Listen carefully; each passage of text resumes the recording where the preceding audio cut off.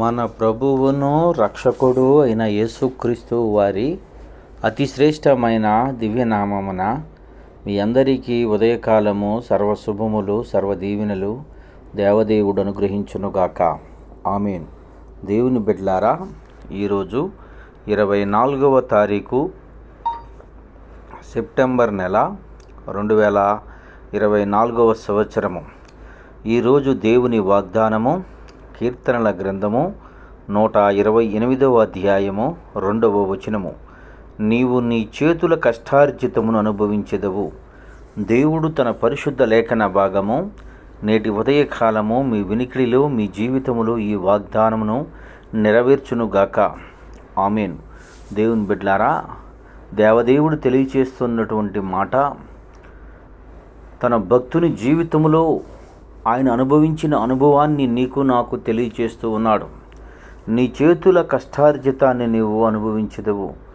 ప్రియ సహోదరి సహోదరులారా, ఈ ఉదయకాలం ముందు ఈ మాటలు వింటున్నటువంటి మీరు, నా చేతులకు పనే లేదు ప్రభువా, ఆ కష్టార్జితాన్ని నేను ఎలా అనుభవించగలను అనుకునే వ్యక్తిగా నీవు ఉన్నట్లయితే, లేక ప్రభువా నా చేతికి ఇచ్చినది చిన్న పనే గనక ఆ పనిలో ఈ జీవనమే కొనసాగుటలేదు, కుటుంబాన్ని పోషించుకోవటము, కుటుంబాన్ని రక్షించుకోవటం ఎలా అని కృంగిపోయే స్థితిలో నీవుంటే, దావీదు గారు తన జీవితంలో తన అనుభవాన్ని చెప్పినట్లు నీ జీవితంలో నీవు కూడా అట్టి అనుభవాన్ని నీ జీవితంలో నీవు దేవునికి సాక్షిగా బ్రతకాలి అంటే ప్రభువైన యేసుక్రీస్తు వారి మాట విను.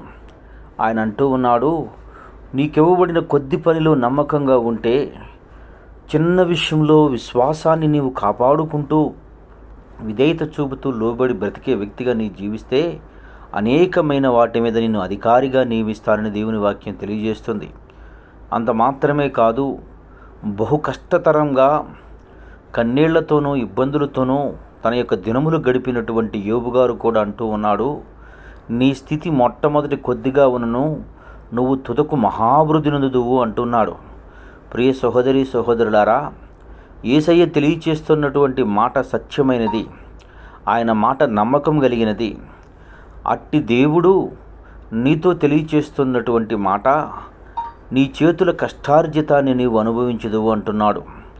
నీకు ఇచ్చినది చిన్న పనైనా పెద్ద పనైనా నమ్మకంగా ఉండు, ఆయనకు విధేయత చూపుతూ ఉండు, ఆయన ఇచ్చిన వాగ్దానమందు పట్టుదల కలిగి ఆయన కొరకు కనిపెట్టి బ్రతికే వ్యక్తిగా ఉండు. దేవుడు నాకు వాగ్దానం చేస్తూ ఉన్నాడు, వాగ్దానం చేసి ఉన్నాడు, కానీ నా జీవితంలో నేను మేలులు చూడలేకపోతున్నాను, ఆశీర్వాదాలు కనుచూప మేర నాకు కనబడటలేదు అనుకునే వ్యక్తిగా నీవు ఉన్నట్లయితే, దైవ గ్రంథమందు విశ్వాసులకు తండ్రిగా పిలువబడుతున్నటువంటి అబ్రహాము గారి జీవితంలో కూడా దేవుడిచ్చిన వాగ్దానం కొరకు నిరీక్షణతో విశ్వాసముతో కనిపెట్టి ఉన్నాడు. దేవుని బిడ్డ, ఆయన విశ్వాసులకి తండ్రిగా మార్చబడ్డాడు. ఆయనకు దేవుడు 1 ఎకరము 2 ఎకరాలు లేని ఒక దేశాన్ని స్వాస్థ్యంగా ఇచ్చి ఉన్నాడు. ప్రియ సహోదరి సహోదరులారా, దేవుడే చెప్పాడు, దేవుడే ఇచ్చాడు ఏలియా గారికి వాగ్దానము. చెప్పు, ఇశ్రాయేలు ప్రజలకు వర్షం కురుస్తుందని చెప్పు, ఆహాబుతో చెప్పు అని చెప్పమన్నప్పుడు, తాను చెప్పినప్పుడు తన దాసుని పంపిస్తాడు. వర్షం పడదు, వర్షము కనుచూప మేర కాపాడదు. 7 మార్లు ఎక్కి చూడమంటాడు. 7వ మారు అంటాడు, చిన్న అరిచేతంత ముబ్బు కనబడుతుందని చెప్తాడు.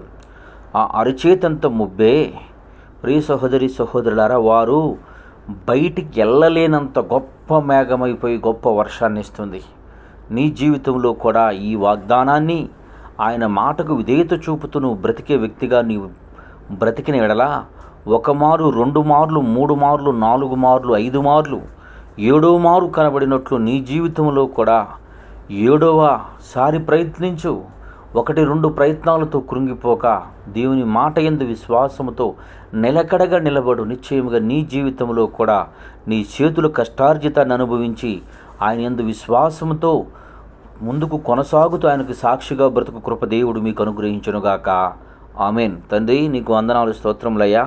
ఉదయకాలం మందు నీ బిడ్డలైన వారు తండ్రి, ఎందరు బిడ్డలు ఈ మాటలు వినుచున్నారో వారందరి జీవితంలో ఈ వాగ్దానం నెరవేర్చి బలపరచమని యేసయ్య నామం పేరట ప్రార్థన చేయుచున్నాను మా పరమ తండ్రి. ఆమేన్. తండ్రి అయిన దేవుని ప్రేమయు కుమారుడిని యేసుక్రీస్తు వారి కృపయు పరిశుద్ధాత్మ తండ్రి అన్యోన్య సావాసం ఇప్పుడును ఎల్లప్పుడూ సన్నద్ధ సదాకాలం తోడయుండి ఎంబడించి నడిపించునుగాక. ఆమేన్. God bless you. దేవదేవుడు మేము దీవించి ఆశీర్వదించునుగాక.